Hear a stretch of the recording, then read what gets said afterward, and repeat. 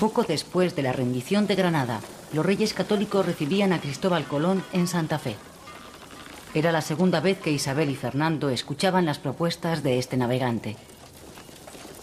Cristóbal Colón había llegado a Castilla en 1485 procedente de Portugal, donde había presentado su propuesta de llegar a Oriente a través del Océano Atlántico. Los portugueses llevaban más de un siglo empeñados en el esfuerzo de rodear África y estaban a punto de conseguir su objetivo. En 1487 Bartolomeu Díaz dobló el Cabo de Buena Esperanza. Para los portugueses los planes de Colón llegaban demasiado tarde. Una comisión de hombres de ciencia estudió la propuesta que Colón presentó a los reyes y en 1491 dictaminó, al igual que los expertos portugueses, que el proyecto era inviable, ya que no se podía admitir que el océano Atlántico fuera tan estrecho como pretendía Colón. Y estaban en lo cierto. La intervención de Fray Juan Pérez sobre la reina Isabel hizo posible el definitivo encuentro en Santa Fe. Las exigencias de Colón fueron excesivas, pero la conquista de Granada facilitó el acuerdo, firmándose las capitulaciones de Santa Fe en abril de 1492.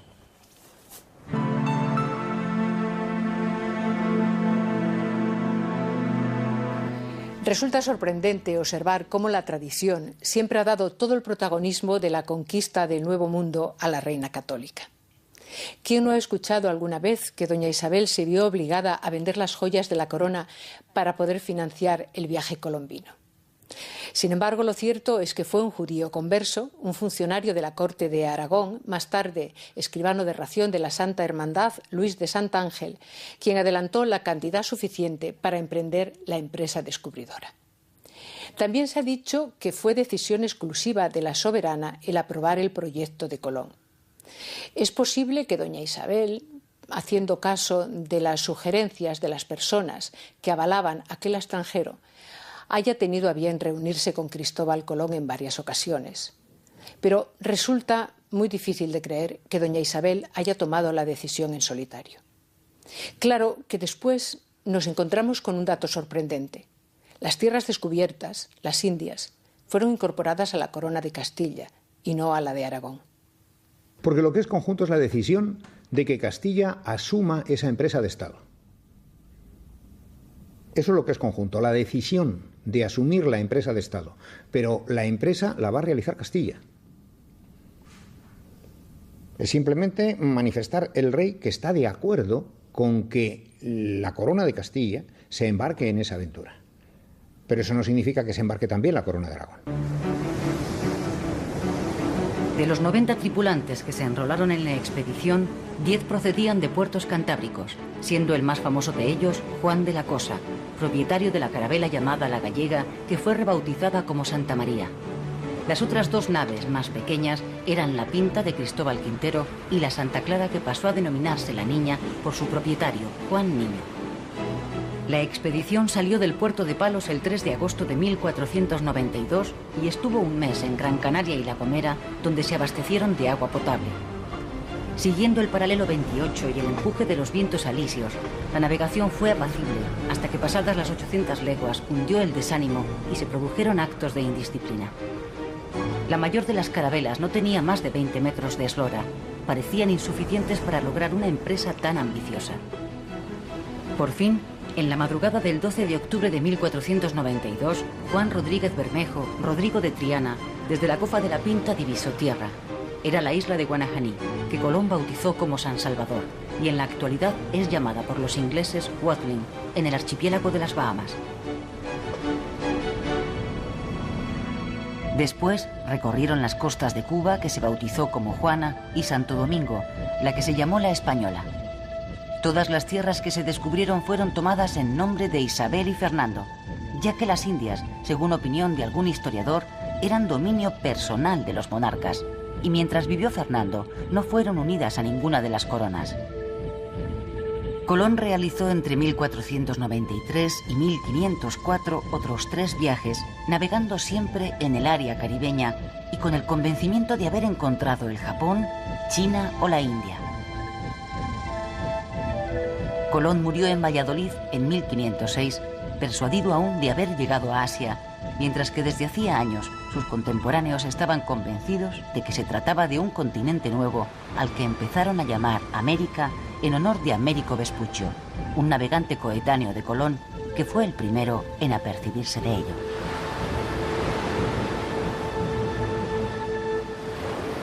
La política exterior de los reyes católicos tuvo en las alianzas matrimoniales uno de sus puntales más firmes. A la enemistad inicial con Portugal siguió la cooperación. La hija mayor de los reyes, Isabel, se casó en 1490 con el heredero de Portugal, quien murió al año siguiente, y 7 años después con Manuel el Afortunado, nuevo rey de Portugal. Este matrimonio estuvo a punto de producir la unión de las dos monarquías, ya que Isabel fue reconocida como heredera a la muerte de su hermano, el príncipe Don Juan, único hijo varón de los reyes católicos, aunque su muerte al año siguiente y la de su hijo, el príncipe Miguel, en 1500, alejaron esta posibilidad. Estas muertes sucesivas, sobre todo la del príncipe Juan, supusieron una auténtica tragedia para los reyes y un gran revés para el destino de la nueva monarquía hispánica. La amistad con Portugal interesaba tanto que otra de sus hijas, María, se casó con su cuñado, Manuel el Afortunado, ocupando el lugar de su difunta hermana. Los restantes matrimonios tenían como meta el aislamiento de Francia. En 1495 se concertaron los matrimonios del príncipe heredero Don Juan con Margarita de Austria y de su hermana, la infanta Juana, con Felipe de Austria. Era una doble alianza sellada por un doble matrimonio. Sin embargo, el príncipe murió el mismo año de su boda, truncando cualquier plan diseñado en torno a su persona. Quedaba solo por establecer una alianza con Inglaterra para aislar totalmente a Francia. En 1489 se acordó el desposorio de Catalina de Aragón y el príncipe Arturo, aunque la prematura muerte de este hizo que la princesa Catalina casara con Enrique VIII, hermano del primer esposo. ¿Era compatible la recién conquistada unidad del reino con la diversidad religiosa? El cristianismo había constituido uno de los pilares de esa unidad y en el siglo XV la religión estaba tan incrustada en todos los ámbitos de la sociedad que nada le era ajeno. Sin duda, no era esta la mejor coyuntura para la pervivencia en la península de otras creencias distintas a la cristiana. El problema que se les presentaba a los reyes de cara a la unidad de sus reinos adquiría connotaciones religiosas. En aquel tiempo, solo quienes profesaban la misma fe podían ser considerados como súbditos de pleno derecho. Así pues, el islamismo y el judaísmo se convertían en peligros para la estabilidad monárquica.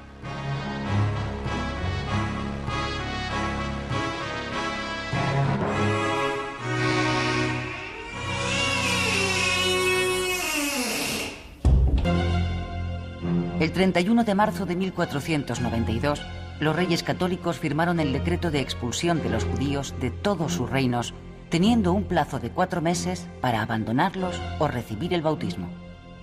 La prohibición de sacar oro, plata, monedas, armas y caballos obligó a los judíos a transformar sus bienes en letras de cambio. La expulsión de los judíos supuso graves daños para la economía y la cultura de los reinos hispánicos. La cifra de los expulsados se sitúa entre 165.000 y 250.000. Los puntos de destino de este éxodo fueron muy diversos, destacando Portugal, África del Norte, Italia, Países Bajos y las actuales Grecia y Turquía. Otros muchos optaron por convertirse al cristianismo y permanecer en sus hogares.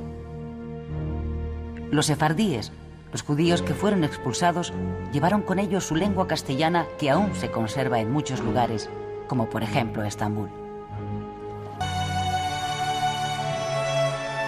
Los judíos ya habían sido expulsados de otros países europeos, pero en España era distinto. Los reyes contaban entre sus mejores asesores y colaboradores con miembros de esta comunidad. Que la expulsión se han escrito muchos disparates, que se hace para apropiarse de sus rentas. Bueno, conviene tener presente que en marzo de 1492 no se expulsa a los judíos. A los judíos se les ofrece la posibilidad de bautizarse.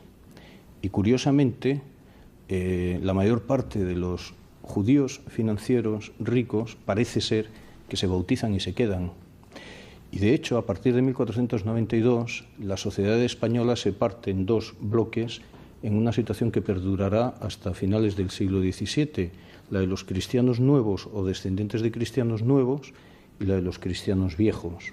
Sancho Panza, por poner un caso que nos puede servir de referente. Los unos van a seguir con sus actividades una vez bautizados en 1492 sin mayor problema, o disimulando sus orígenes. Por lo tanto, pensar que se expulsa a los judíos para apropiarse de sus rentas no tiene ningún fundamento, porque con sus rentas se sigue jugando más adelante. En realidad, no hay por qué ocultar la verdad de las cosas ni tergiversarla.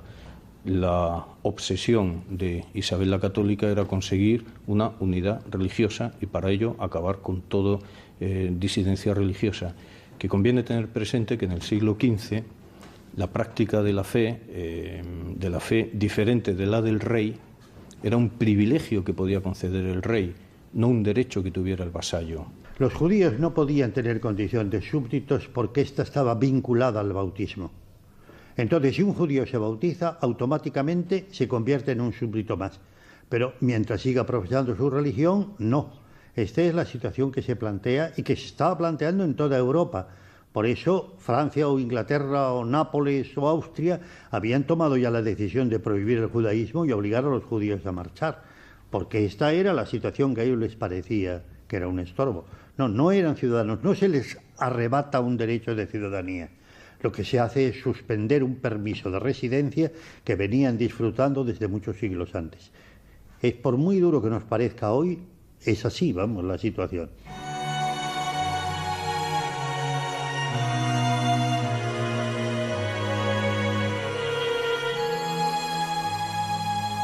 Mucho se ha criticado la decisión de los reyes católicos de expulsar a los judíos de una tierra que consideraban suya. En España, Sefarad, estaban enterrados sus antepasados. Aquí soñaban su futuro.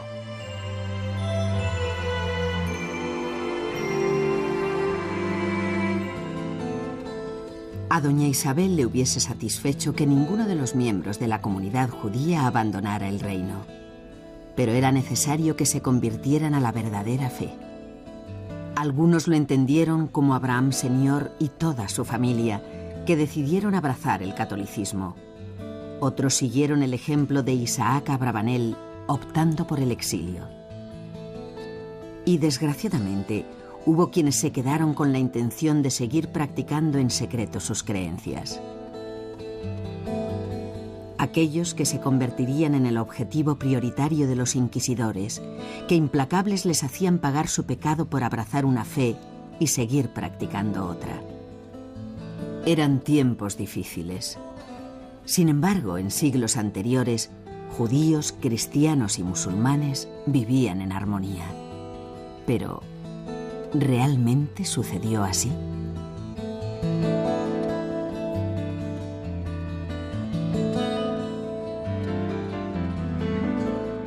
Yo creo que se ha exagerado un poco. Es verdad que hubo una convivencia de tres culturas y durante bastantes siglos pues predominó la paz en las relaciones entre unos y otros, aunque cada uno vivía a su aire.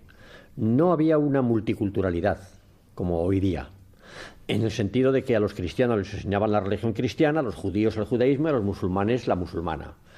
Y cada uno tenía su iglesia, su sinagoga, su mezquita, su concejo, su aljama, sus instituciones propias, su justicia distinta, e incluso estaba prohibido la comunicación y los matrimonios entre cristianos y judíos. O sea que, pero sí que hubo durante varios siglos una vida pacífica en las relaciones entre ambos. A lo largo de toda la Edad Media, en todas las ciudades castellanas y aragonesas de la Corona de Aragón, hay tres barrios muy claros: el barrio judío, el barrio cristiano y la mudejaría, y son tres barrios absolutamente diferenciados, con cercas que los separan unos de otros y donde la puerta de cada uno de los barrios se cerraba por la noche. Esto para mí quiere decir algo, y es que no había una perfecta convivencia.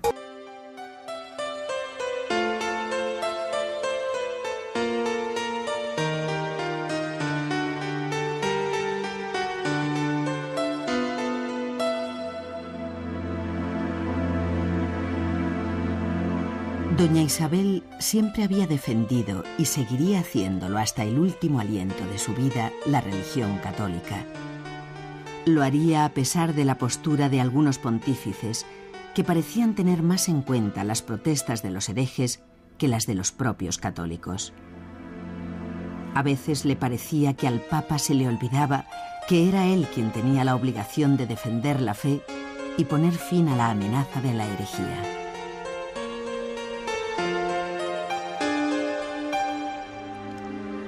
Será un pontífice, el español Rodrigo Borja, Alejandro VI, quien conceda a Isabel y a Fernando el calificativo de reyes católicos. Era una forma de reconocerles públicamente su colaboración en la liberación de los estados pontificios de la ocupación francesa, su esfuerzo al conquistar el reino musulmán de Granada, su fortaleza al expulsar a los judíos de sus reinos y su ejemplo de la evangelización en América.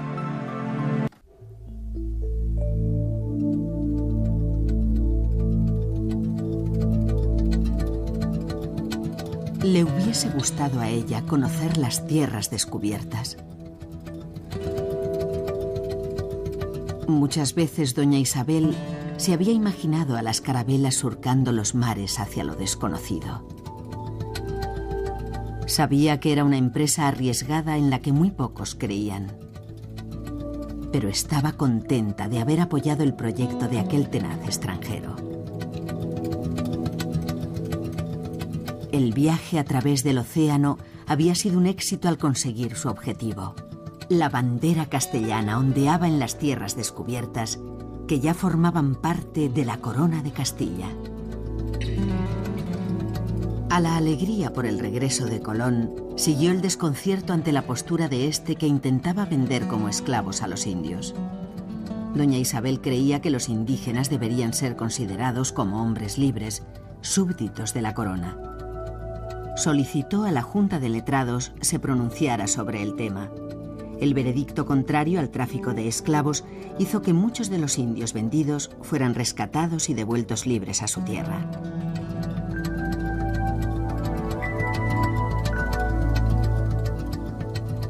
La reina católica no puede evitar el sentirse satisfecha de aquella decisión. Reconoce que su esposo, el rey, la había apoyado. Pero ¿qué hará Fernando cuando ella desaparezca? En 1494, España y Portugal firmaron el Tratado de Tordesillas, que fue la puesta al día del de Alcasovas-Toledo a la vista de los nuevos descubrimientos, llevándose a efecto la partición de los océanos entre las dos monarquías, con el establecimiento de una línea de separación a 270 millas al oeste de Cabo Verde, lo que supuso entregar Brasil a Portugal. A cambio, se reconocía a España los derechos sobre la zona situada al este de Ceuta, iniciándose entonces una expansión que llevó a la toma de Melilla, final de la ruta de las caravanas del oro proveniente de Sudán. La expansión continuó con la toma de Mazalquivir y Orán, campaña en la que participó personalmente el cardenal Cisneros. En 1515, toda la orilla sur del Mediterráneo, desde Melilla a Bujía, fue un protectorado de la monarquía hispánica.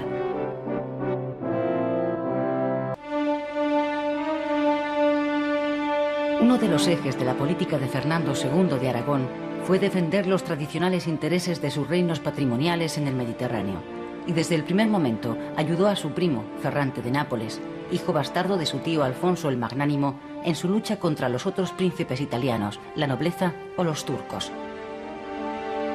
En 1494, y con el pretexto de que las tropas francesas habían pasado por los territorios pontificios y atacado al Papa, Fernando intervino en el conflicto, dando así comienzo a un periodo de guerras en Italia que no finalizaría hasta 1559 con la absoluta hegemonía hispánica en la península itálica.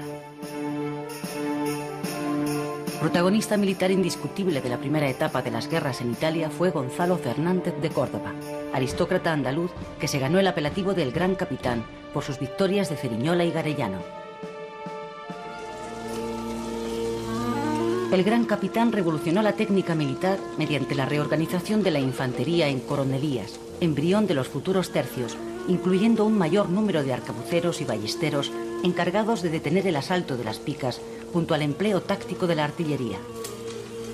Esta nueva organización del ejército, unida a la experiencia lograda en la Guerra de Granada, proporcionó las bases para el desarrollo del ejército imperial del siglo XVI.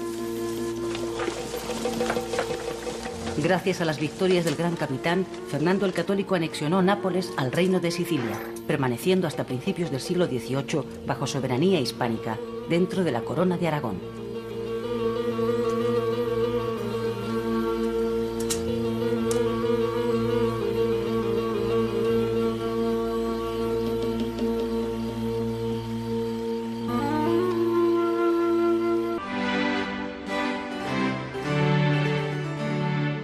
En 1476 había regresado Antonio de Nebrija de su estancia en el Colegio de San Clemente de los Españoles de Bolonia, dispuesto, según sus propias palabras, a desarraigar la barbarie del castellano impuro. 20 años después, Nebrija publica su Gramática Castellana, primera de los idiomas modernos europeos, afirmando que el castellano sería el idioma que aprenderían los demás pueblos de la península. Poco a poco, el castellano como lengua de moda se extendió por los distintos reinos peninsulares y por buena parte de Europa.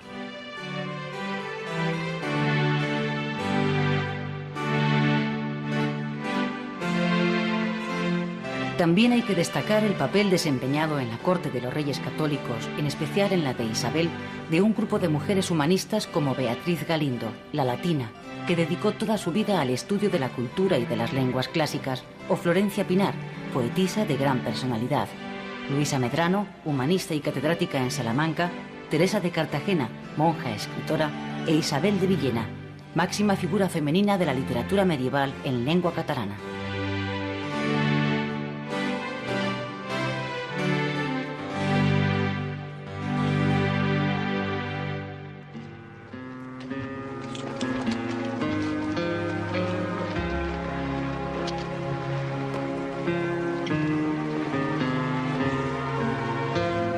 En esto veo Melibea la grandeza de Dios. 1499 será el año del nacimiento de una obra eterna, La Celestina de Fernando de Rojas, que representa la pervivencia de la tradición popular y la cultura cotidiana, y con la que comienza la modernidad literaria en la península ibérica. La Celestina podría considerarse la primera novela realista de nuestras letras, precursora de la novela picaresca por la tipología de los personajes, en especial su protagonista, la vieja alcahueta que oficia de intermediaria en los amores de Calixto y Melibea.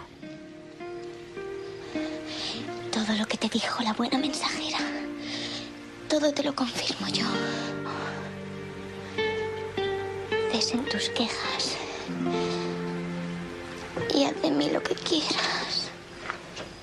Isabel y Fernando volvieron a Granada en 1499 con el cardenal Cisneros, que decidió establecerse en esta ciudad a fin de dar un fuerte impulso a la conversión al cristianismo de los musulmanes que habían permanecido en la península tras la caída del reino nazarí. Decidido a conseguir pronto sus objetivos, Cisneros empleó mano dura sobre unos habitantes que ya se veían obligados al pago de impuestos y otras medidas no estipuladas en las capitulaciones de rendición. El resultado fue una revuelta que comenzó en el barrio del Albaicín y se extendió rápidamente. Los conflictos se prolongaron hasta 1502 y concluyeron con una solución ficticia, pues la población mudéjar, puesta en el dilema de convertirse o emigrar, optó de manera mayoritaria por el bautismo, aunque en secreto seguían siendo musulmanes.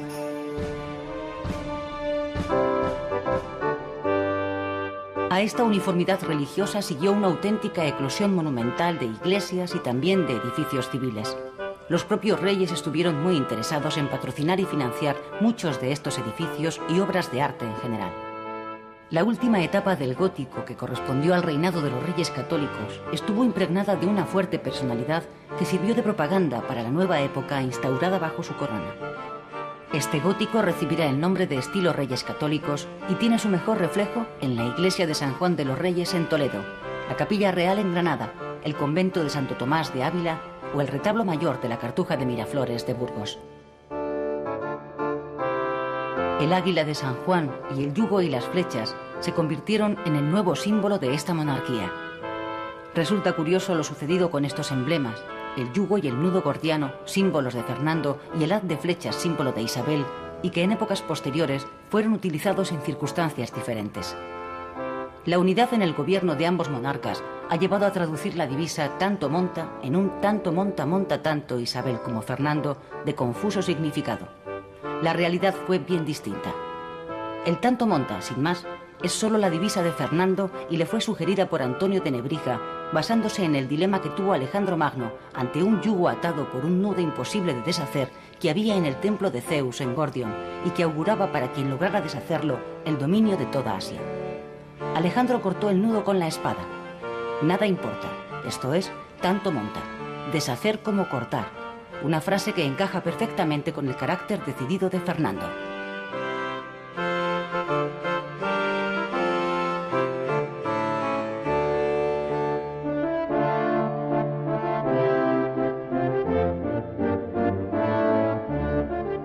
En los albores del Renacimiento hispano, este estilo dará paso a otro de mayor personalidad, con gran profusión decorativa, que se denominó estilo plateresco. Universidades, hospitales, edificios administrativos e iglesias llenarán los distintos reinos, en especial la Corona de Castilla. El Hospital de los Reyes Católicos en Santiago de Compostela, el Hospital Real de Granada o el Hospital de la Santa Cruz en Toledo son una buena muestra de ello. Edificios como la Casa de las Conchas de Salamanca, la fachada de la Universidad de Salamanca, la Universidad de Alcalá, San Gregorio en Valladolid o palacios como el de los Duques del Infantado en Guadalajara, la Casa del Cordón en Burgos y la Casa de los Picos en Segovia son un claro ejemplo de este empuje constructor y decorativo. Gran parte de estos edificios eran fundaciones reales e Isabel y Fernando dejaron en ellos la huella de sus emblemas, medallones o divisas.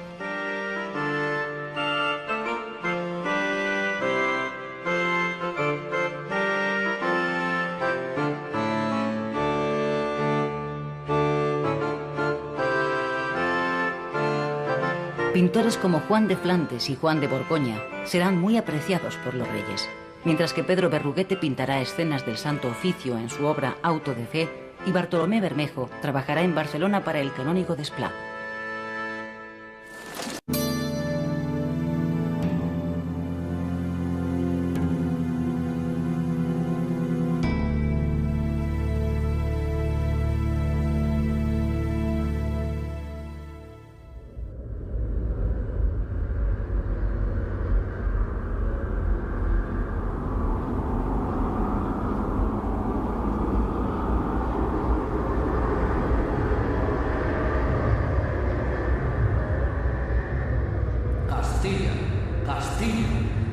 Castilla por la reina y señora nuestra, la reina Isabel, y por el rey don Fernando como su legítimo marido.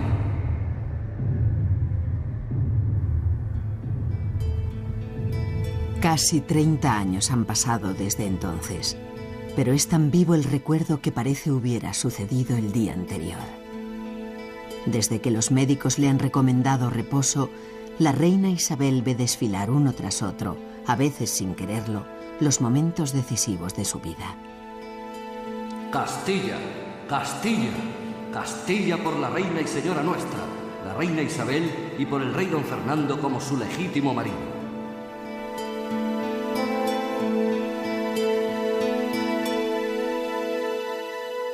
Obra del pintor Rosales, este cuadro, Doña Isabel la Católica, dictando su testamento, se ha convertido en uno de los máximos exponentes de la pintura histórica del siglo XIX. La soberana dicta su testamento al notario Gaspar de Gricio, en presencia de su esposo, el rey católico, del cardenal Cisneros y de otros personajes de la corte.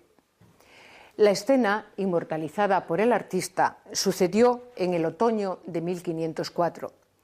Era el final de un importante y decisivo reinado y el comienzo de una nueva etapa en la vida de los reinos hispánicos que después de Isabel y Fernando caminarían juntos bajo el reinado de su nieto. Carlos convertiría en realidad los proyectos de futuro ideados y soñados por sus abuelos, especialmente por su abuela, la reina Isabel la Católica. Isabel, a la hora de pensar en sus reinos y en los seres queridos que la sucederán, introduce algunos cambios en sus disposiciones testamentarias y así, sin tocar la incorporación de las Indias a la corona de Castilla, decide le sea entregado al rey Fernando, su esposo, con carácter personal y vitalicio, la mitad de las rentas procedentes del Nuevo Mundo.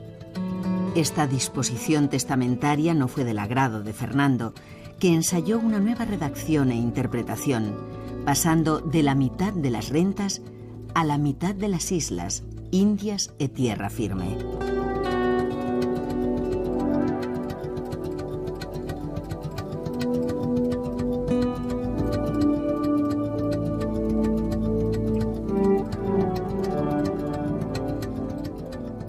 Pues Fernando cambia las disposiciones de Isabel, en realidad sin cambiarlas. Lo que hace es interpretarlas a su favor, tratando de obtener una participación mayor de la que podría haber obtenido de haberlas respetado tal como fueron redactadas. Muy probablemente, cuando la reina las redactó, no podía conocer la nueva situación en la cual el rey las cambia, y es de suponer que si lo hubiese conocido, a lo mejor las habría aceptado.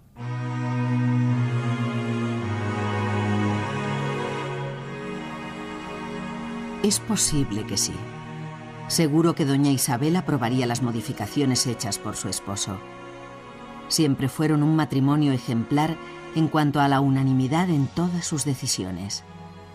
La reina confiaba en Fernando y sin duda habría respaldado las medidas que éste tomó al quedarse viudo, aunque cuesta creer que estuviera de acuerdo con la decisión de su querido y admirado esposo de casarse inmediatamente para intentar tener un hijo varón que heredase la corona aragonesa.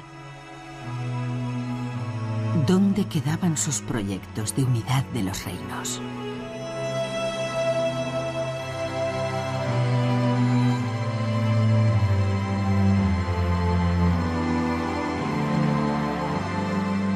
En realidad Isabel se casa con Fernando no por unir nada, sino por defender su propia legitimidad y defender la rama principal de los Trastámara castellano. De manera que es muy difícil ponerse en esa posición. Sin embargo, es muy probable que Fernando actuara de esta manera, llevado sobre todo por el afán de defender lo que es su herencia, lo que es también su legitimidad dinástica, que es Aragón, visto que Castilla no ha podido realmente hacerse con Castilla, porque Castilla tenía su reina y su propia heredera, que es Juana. Él busca defender Aragón y también llevado probablemente por las propias exigencias aragonesas y las dificultades que una herencia femenina tiene o podría tener en Aragón. Esa dificultad de reconocer a una mujer como reina en la corona aragonesa también pudo influir en esa búsqueda de un heredero por parte de Fernando, que significaba mantener su legitimidad dinástica y su propia dinastía, la rama trastámara aragonesa, separada de la castellana.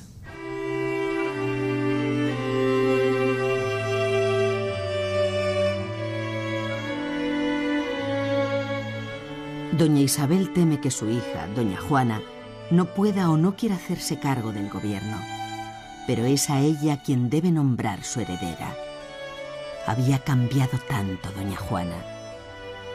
La última vez que estuvieron juntas era como si fueran dos extrañas. El ambiente excesivamente permisivo de la corte flamenca sin duda había afectado a su hija.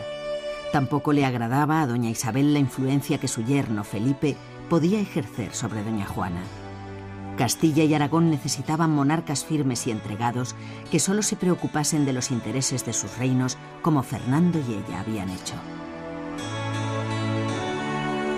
La época de los reyes católicos y de Isabel como reina de Castilla supuso cambios trascendentales en muchos campos. Hombre, no es exactamente que desaparecieran los vínculos feudales, pero sí es cierto que la nobleza, que seguía teniendo un poder económico y social muy grande, muy prestigioso, perdió influencia política, en el sentido de que van a ser los reyes los que monopolicen prácticamente el poder político. Y se van a rodear, ante todo, de expertos en derecho, de letrados, que entonces los llamaban hombres de los expedientes, que son personas que conocen muy bien las cuestiones jurídicas y que además fueron siempre fieles y leales a los reyes católicos. Esto es uno de los pasos decisivos. Por supuesto, van a generalizar el régimen de corregidores, que ya venía de antes, pero de forma muy puntual y concreta, y ahora se expande para todas las ciudades y villas. Y los corregidores eran un poco como los ojos y los oídos del rey y de la reina. Ellos lo que hacen es una objetivación de la monarquía. Y eso ya es en sí un proceso de maduración. De tal manera que las instituciones legislativas, judiciales y ejecutivas funcionan por su cuenta. La intervención directa de los reyes se torna muy escasa. Las instituciones funcionan de acuerdo con sus estructuras.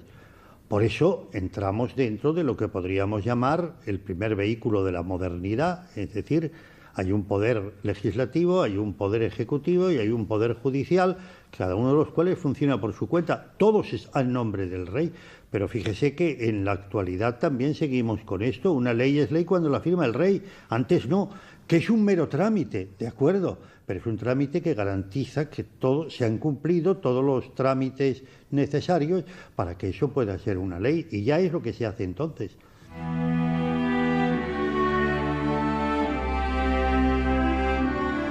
Doña Isabel no se siente defraudada al hacer balance de su vida. Luchó por aquello en lo que creía. Pero hay algo que le preocupa.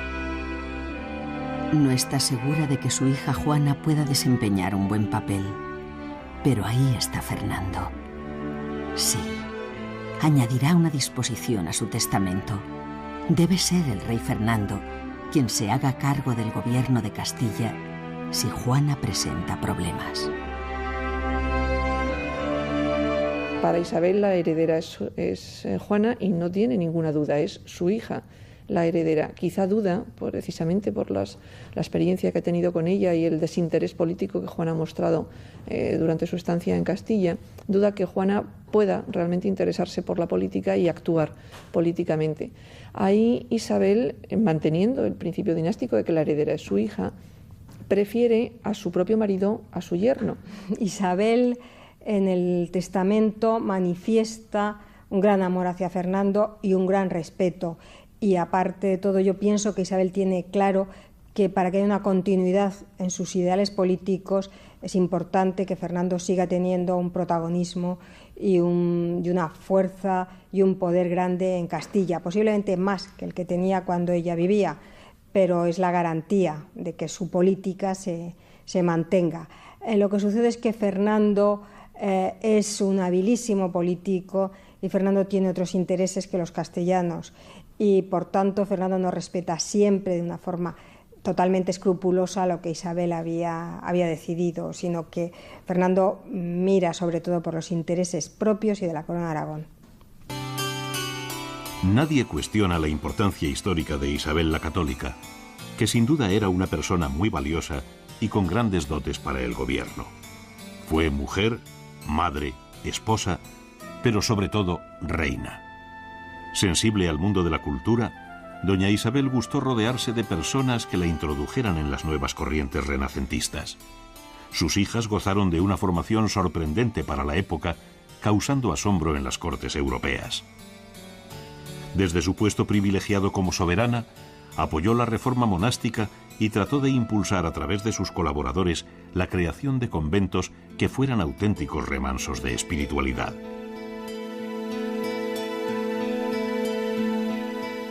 No fue ajena doña Isabel a una nueva tendencia que aparecía en Castilla. El coleccionismo era ya una realidad entre algunos miembros de la nobleza. También ella reunirá un buen número de tapices, esculturas y pinturas. En este sentido, ha quedado constancia del gusto de doña Isabel por las tablas flamencas con escenas religiosas. La fama de Isabel la Católica irá creciendo con el discurrir de la historia hasta presentarse la solicitud de apertura de su proceso de beatificación.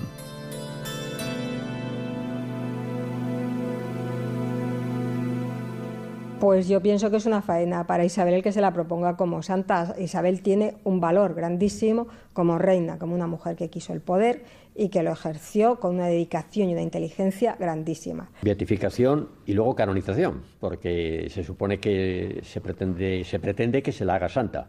Este es un tema en el que yo no puedo entrar porque, claro, no depende de mí, depende de la Iglesia. No me parece oportuno.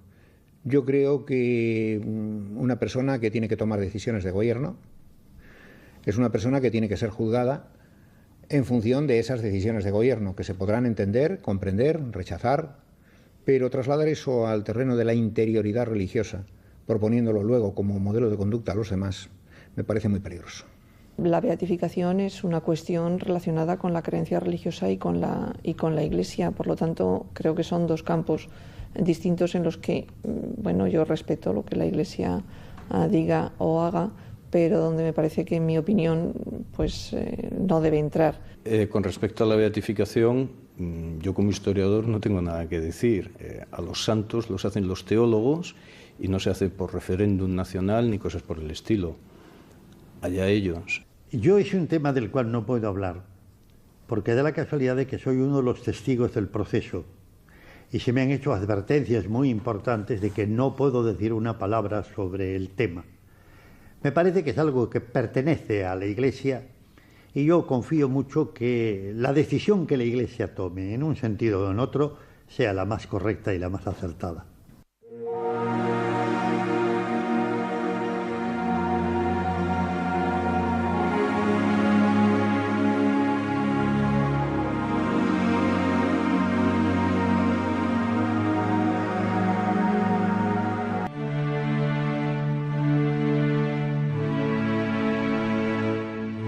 Isabel murió el 26 de noviembre de 1504 en Medina del Campo y Fernando 12 años después, en 1516, en Madrigalejo. El reinado de ambos monarcas ha sido calificado como la época más gloriosa de los anales de España. La conquista de Granada, el descubrimiento de América y el acceso al primer plano europeo proporcionaron un relieve incomparable al nuevo estado surgido de la unión de las dos coronas. Pero no todo fueron logros durante su reinado. La nobleza había perdido poder político, pero mantenía intacto su poder económico. La reforma de la Iglesia vino acompañada de la creación de la Inquisición. También se había expulsado a los judíos, una decisión muy controvertida en épocas posteriores.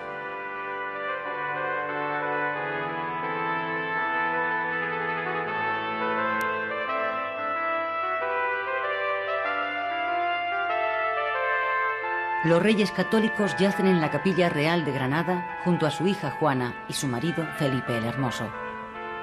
Fue este uno de esos matrimonios con los que Isabel y Fernando quisieron proyectar el destino de su nueva monarquía hispánica. Isabel fue tajante en cuanto a los derechos de sucesión de la corona de Castilla y Fernando tuvo que dejar paso a su hija. El rey católico, después del enfrentamiento con su yerno Felipe el Hermoso, se había casado en segundas nupcias con una sobrina de Luis XII de Francia. Germana de Foix estuvo a punto de dar un heredero distinto para la corona de Aragón si el hijo que llegó a nacer de este matrimonio hubiera sobrevivido. Suele elogiarse la política matrimonial de los reyes católicos, pero la realidad es que sus resultados no fueron los deseados por los monarcas. Sucesivas muertes malograron la tan querida unión con Portugal. Los dos matrimonios de Catalina en Inglaterra fueron decepcionantes y el doble matrimonio con los hijos del emperador Maximiliano propiciaron la llegada al trono de los reinos hispánicos de un rey nacido en Flandes y de una nueva dinastía, los Habsburgo o Austrias.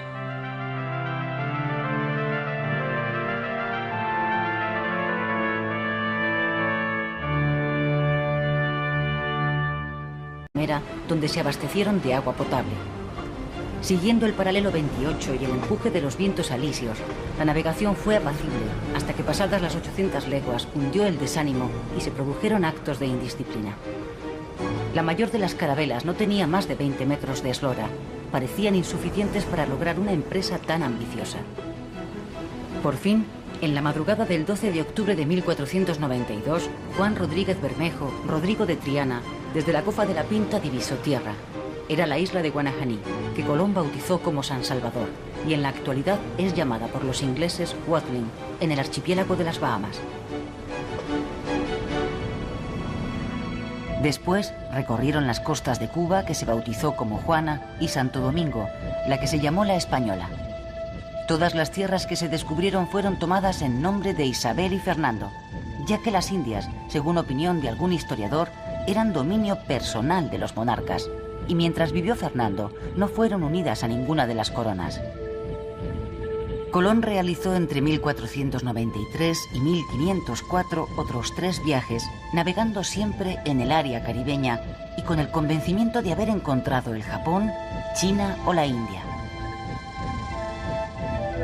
Colón murió en Valladolid en 1506, persuadido aún de haber llegado a Asia, mientras que desde hacía años sus contemporáneos estaban convencidos de que se trataba de un continente nuevo al que empezaron a llamar América en honor de Américo Vespuccio, un navegante coetáneo de Colón que fue el primero en apercibirse de ello. Poco después de la rendición de Granada, los reyes católicos recibían a Cristóbal Colón en Santa Fe. Era la segunda vez que Isabel y Fernando escuchaban las propuestas de este navegante. Cristóbal Colón había llegado a Castilla en 1485 procedente de Portugal, donde había presentado su propuesta de llegar a Oriente a través del Océano Atlántico. Los portugueses llevaban más de un siglo empeñados en el esfuerzo de rodear África y estaban a punto de conseguir su objetivo. En 1487, Bartolomeu Díaz dobló el Cabo de Buena Esperanza. Para los portugueses, los planes de Colón llegaban demasiado tarde. Una comisión de hombres de ciencia estudió la propuesta que Colón presentó a los reyes y en 1491 dictaminó, al igual que los expertos portugueses, que el proyecto era inviable, ya que no se podía admitir que el océano Atlántico fuera tan estrecho como pretendía Colón. Y estaban en lo cierto. La intervención de Fray Juan Pérez sobre la reina Isabel hizo posible el definitivo encuentro en Santa Fe.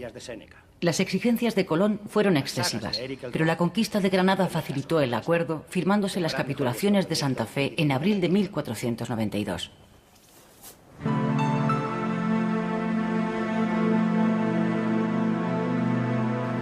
Resulta sorprendente observar cómo la tradición siempre ha dado todo el protagonismo de la conquista del Nuevo Mundo a la reina católica. ¿Quién no ha escuchado alguna vez que doña Isabel se vio obligada a vender las joyas de la corona para poder financiar el viaje colombino? Sin embargo, lo cierto es que fue un judío converso, un funcionario de la corte de Aragón, Príncipe Arturo, aunque la prematura muerte de este hizo que la princesa Catalina casara con Enrique VIII, hermano del primer esposo. ¿Era compatible la recién conquistada unidad del reino con la diversidad religiosa? El cristianismo había constituido uno de los pilares de esa unidad y en el siglo XV la religión estaba tan incrustada en todos los ámbitos de la sociedad que nada le era ajeno. Sin duda, no era esta la mejor coyuntura para la pervivencia en la península de otras creencias distintas a la cristiana. El problema que se les presentaba a los reyes de cara a la unidad de sus reinos adquiría connotaciones religiosas. En aquel tiempo, solo quienes profesaban la misma fe podían ser considerados como súbditos de pleno derecho. Así pues, el islamismo y el judaísmo se convertían en peligros para la estabilidad monárquica.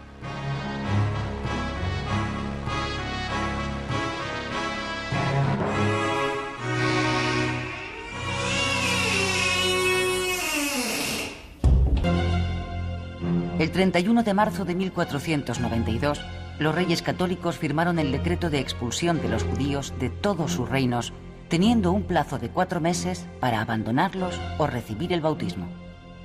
La prohibición de sacar oro, plata, monedas, armas y caballos obligó a los judíos a transformar sus bienes en letras de cambio. La expulsión de los judíos supuso graves daños para la economía y la cultura de los reinos hispánicos. La cifra de los expulsados se sitúa entre 100. La política exterior de los reyes católicos tuvo en las alianzas matrimoniales uno de sus puntales más firmes. A la enemistad inicial con Portugal siguió la cooperación. La hija mayor de los reyes, Isabel, se casó en 1490 con el heredero de Portugal, quien murió al año siguiente, y 7 años después con Manuel el Afortunado, nuevo rey de Portugal.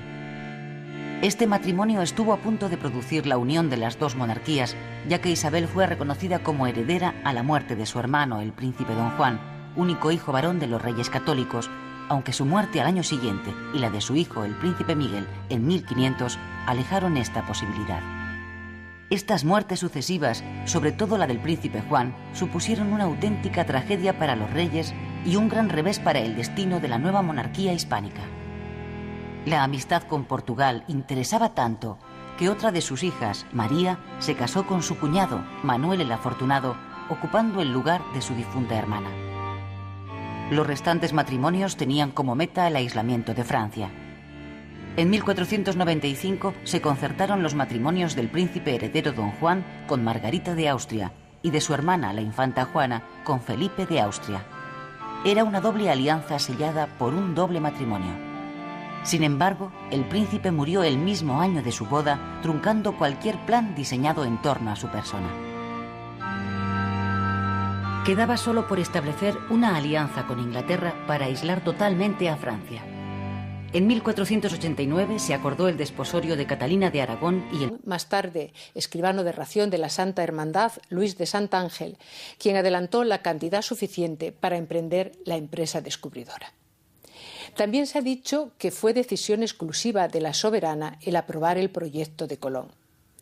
Es posible que doña Isabel, haciendo caso de las sugerencias de las personas que avalaban aquel extranjero, haya tenido a bien reunirse con Cristóbal Colón en varias ocasiones. Pero resulta muy difícil de creer que doña Isabel haya tomado la decisión en solitario.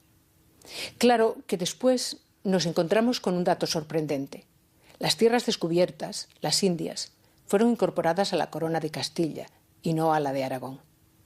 Porque lo que es conjunto es la decisión de que Castilla asuma esa empresa de Estado. Eso es lo que es conjunto, la decisión de asumir la empresa de Estado. Pero la empresa la va a realizar Castilla. Es simplemente manifestar el rey que está de acuerdo con que la corona de Castilla se embarque en esa aventura. Pero eso no significa que se embarque también la corona de Aragón. De los 90 tripulantes que se enrolaron en la expedición, 10 procedían de puertos cantábricos, siendo el más famoso de ellos Juan de la Cosa, propietario de la carabela llamada La Gallega, que fue rebautizada como Santa María. Las otras 2 naves más pequeñas eran la Pinta de Cristóbal Quintero y la Santa Clara, que pasó a denominarse La Niña por su propietario, Juan Niño. La expedición salió del puerto de Palos el 3 de agosto de 1492 y estuvo un mes en Gran Canaria y la